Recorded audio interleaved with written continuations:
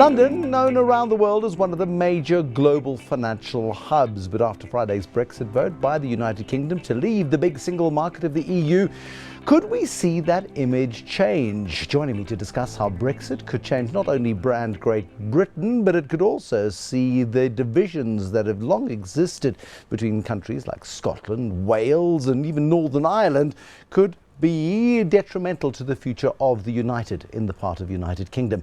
In the UK is Deon Gouws, Chief Investment Officer at Credo Wealth. He joins us via Skype from London, the independent Republic of, and in studio by Jeremy Sampson, the founder of Interbrand Sampson de Villiers and senior partner at JSCS. Let's go to you first, to Deon Gouws. I mean, you were one of the guys, one of the Londoners, the majority of Londoners who voted in. You must have woken up with the biggest shock on Friday morning that you could ever have had. Bruce, I did. Certainly in the world that I move around, I think that was true for everyone. We didn't expect it. The markets told us on Thursday night that there was essentially consensus that Brexit was very unlikely. We saw it in the share market, we saw it in the currency. The betting markets, of course, have been much maligned. So yes, it was a very big shock, and ever since then, I think people have tried to recover from it and tried to work out how to respond.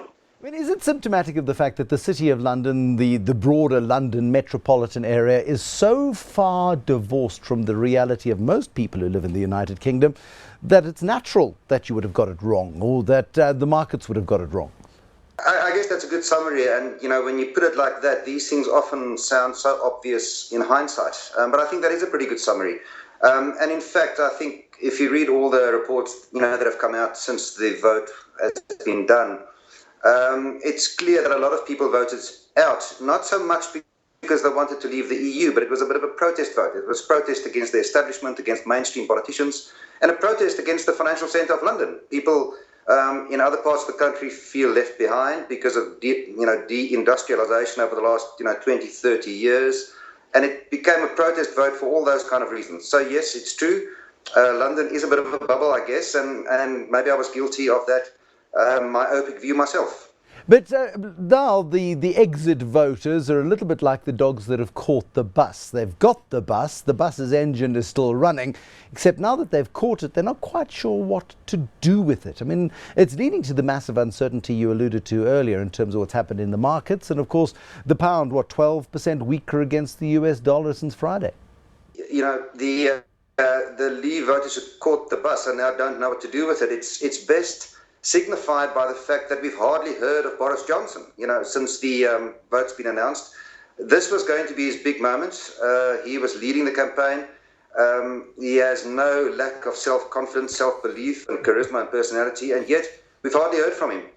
And I think ultimately the reason is that they don't really have the plans. One of the first things that came out on Friday and over the weekend is that the Leave campaign were asking the government what are the Leave plans. They were supposed to be prepared, which maybe they have a point. As the government of the day, you need to be prepared for any eventuality. But given all the campaigning that was done from the government side to stay in, one can probably not blame them that they're not well prepared at this point for leaving the EU. Deon Gouws is the Chief Investment Officer at Credo Wealth in London. Jeremy Sampson in studio with me this evening as well. I mean, what an astonishing turnabout for the books.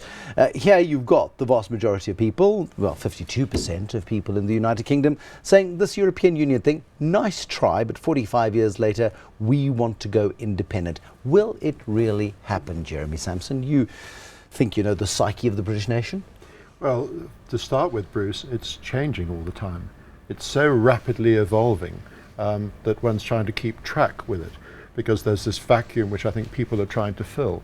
But what it's illustrating is how, and people have been saying this for some time, Westminster was out of touch with the rest of the country. Well, now they're saying London is out of touch. Now, London houses most of the financial institutions and most of the media. And it's interesting that this argument is being used in the United States about Washington being out of touch. So it's a similar thing. So you have populism coming up And the politicians who are meant to have their finger on the pulse, and after all in the UK they all go out to their constituencies for their surgeries on Fridays, showing that some of them were out of touch with their constituency as well. The surgeries you refer to, they're not all doctors. These are people who go to their constituency offices, which they call surgeries, and they're meant to meet their constituents and get a feeling of what's going on.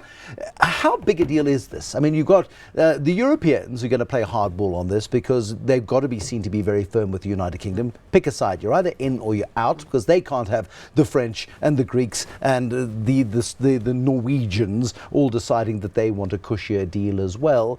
This is really going to be a very significant battle of wills, where the Leave campaign wants to keep one foot in the door almost. Well, this is the thing. No, someone on Friday said this is seismic. No, this is so huge. It's not just England, it's not just Great Britain, it's not just Europe. It has a ripple effect across the world. And this is where someone said it's a bit like a divorce.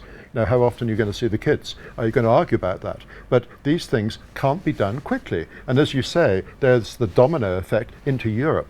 Now, will the French want to leave? Will the Spaniards want to leave? Greeks wanted to leave for a long time. So the implications, so you've got, someone once said there are more tribes in Europe than there are in Africa. And it's actually quite interesting when you think like that, because we're having this uprising of tribalism. Tribalism isn't just an African thing.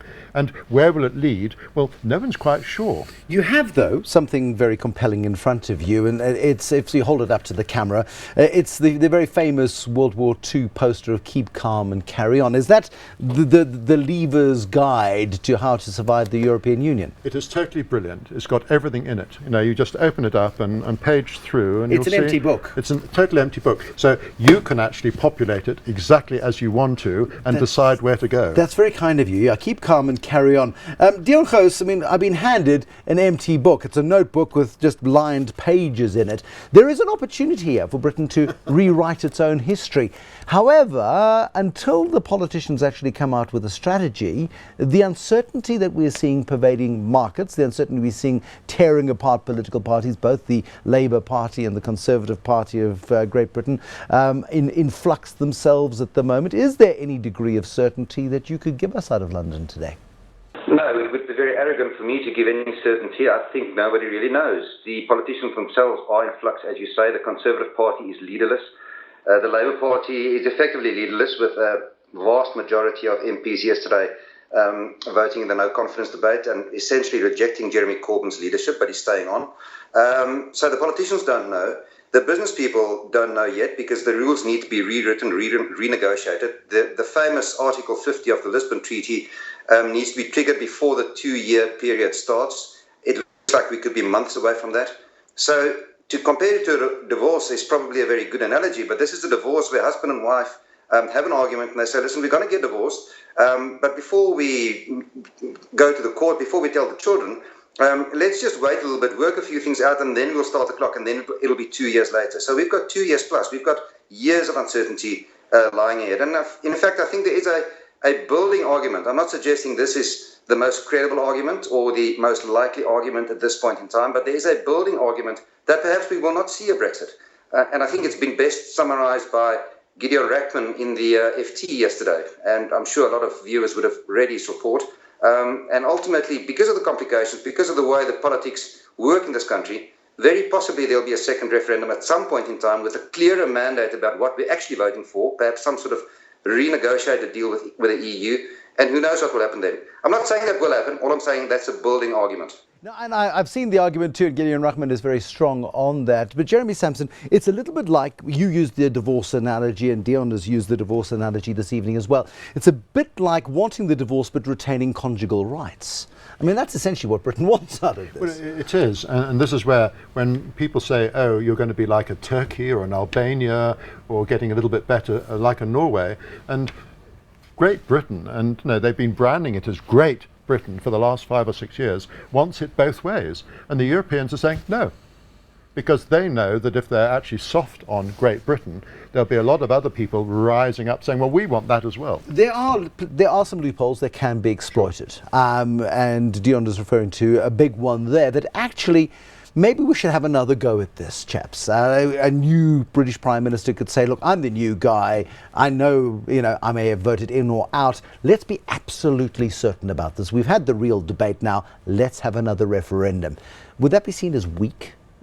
Or would it just be seen as pragmatic British and very Enid Blyton 1945? Enid Blyton from Beaconsfield, yes. Yes. But this is where people don't know. As Deon is saying, we can't guess. It would be arrogant. Is Boris Johnson going to be the Prime Minister? I doubt it. Whereas, last Wednesday or Thursday, people were saying he would be. Is it? He's been a bit slow, hasn't he? That's the understatement. If he'd grasped the nettle immediately, Friday morning, come out and said, righto, chaps, we've won. I've written a book about Churchill. I think I'm Churchill. This is where we need strong leadership. I'm going to show strong leadership. He's gone, oh my goodness me. It was what do I almost do now? Stage fright. Yeah. And someone said, what does he actually run? Because being Mayor of London is largely a figurehead position. He hasn't run anything at all. He was a bit like the chairman of the company, somebody said to me yesterday. He was in touch. He got a good team of people actually to do the work.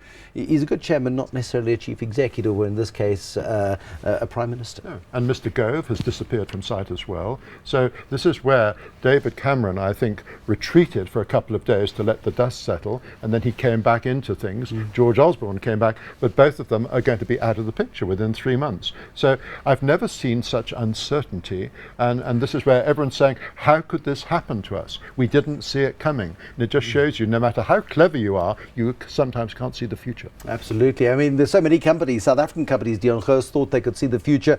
They've made huge investments in the United Kingdom, so anybody who's got an investment in Foschini Group or in Brait or in Old Mutual and so many other South African companies, whether it be Netcare or Mediclinic with its listing in the UK and so many others. What do we do as investors in South Africa who've watched chief executives pour billions of rands into an environment which is as uncertain as the UK is right now? Very few people expected this, and therefore, I would say that I wouldn't criticize those kind of plans. In particular, I would go forward and say that I'm not that bearish. I'm a glass half full kind of person, and I don't think everything is going to walk to the wall overnight. If you just look at the way that the markets have responded since Friday, so Friday was a very negative day, and Monday was quite a negative day. There were huge outflows from the markets all through Monday after people had used the weekend to digest the information. And then yesterday, all of a sudden, things started turning around. The FTSE at the moment is trading higher than where it was 7 days ago, just before the Brexit vote. I understand that in US dollar terms, it is lower than it was. Clearly, a 10% or 12% deterioration of the currency has an impact if you're an external investor into the FTSE. But I think markets are telling us that it's not the end of the world. The UK will still trade well in many aspects. It's still a large economy. People have made a lot about the fact that it's the world's 5th biggest economy. I think at the current exchange rate, it's actually been relegated. It's now number 6, just behind France. I'm not sure that my British friends in London would like that, but because of the currency, that's basically just happened in the last few days. The bottom line is it's still a very big, vibrant, strong economy that will not go away overnight. Deon Gouws, we'll leave it there. Thank you so much for joining us from London, Chief Investment Officer at Credo Wealth. And in Johannesburg, Jeremy Sampson from Interbrand Sampson de Villiers and Senior Partner at JSCS. We'll talk about more issues around Brexit, no doubt, in the days and weeks ahead. Will they stay or will they go? Or will they ask for a second chance? Tata my chance. Tata my second vote, maybe, in the United Kingdom. Probably. That's it for the Moneymakers this evening. Thank you very much. And we've got the rule book. We know how this is going to play out. It's a blank page. Till next time, bye-bye.